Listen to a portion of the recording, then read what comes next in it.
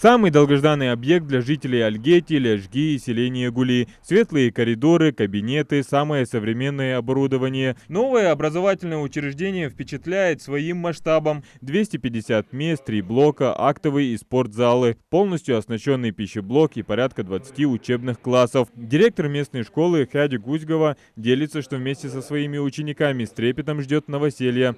Все эти условия, которые сейчас есть во всех новых школах, думаю, они очень повлияют на успеваемость обучающихся, потому что есть все оборудованные кабинеты. Строительство объекта начали позапрошлым летом. Необходимо было возвести школу за 1,5 года, соблюдая при этом все нормы Госстройнадзора. Несмотря на удаленность от центральной части Ингушетии, сложности в поставке стройматериалов у подрядчика не возникло. К тому же строители объект возвели, опередив сроки.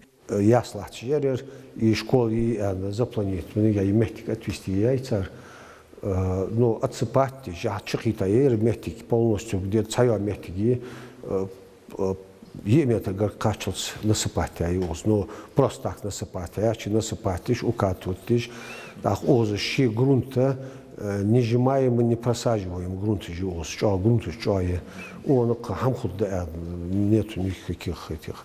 Хотя есть грунтовые воды, там 2-й, 3-й слой уже грунтовые воды.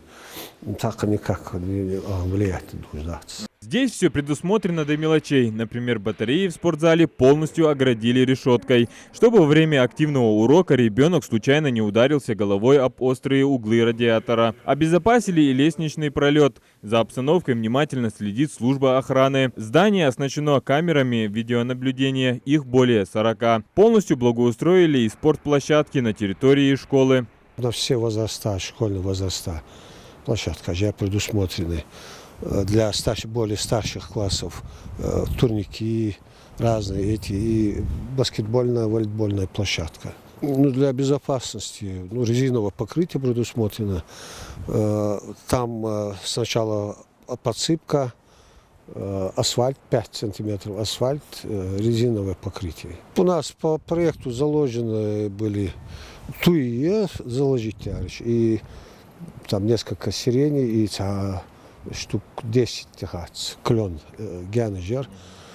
Ну, а запах, считающийся языки, да, по количеству немножко недостаточно нам показалось. Поэтому запасом где-то штук 60 туежи, эти сирени посадили.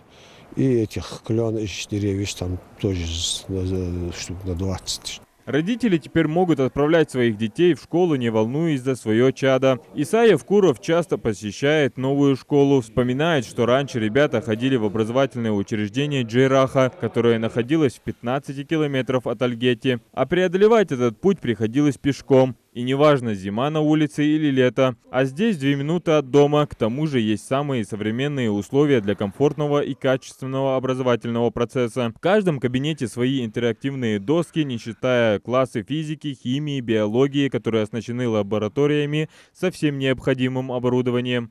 Аккуратные, ходие, благоустроенные, дикие школы в республике.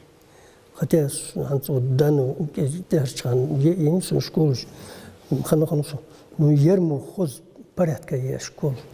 Кезги дишадаст удобство.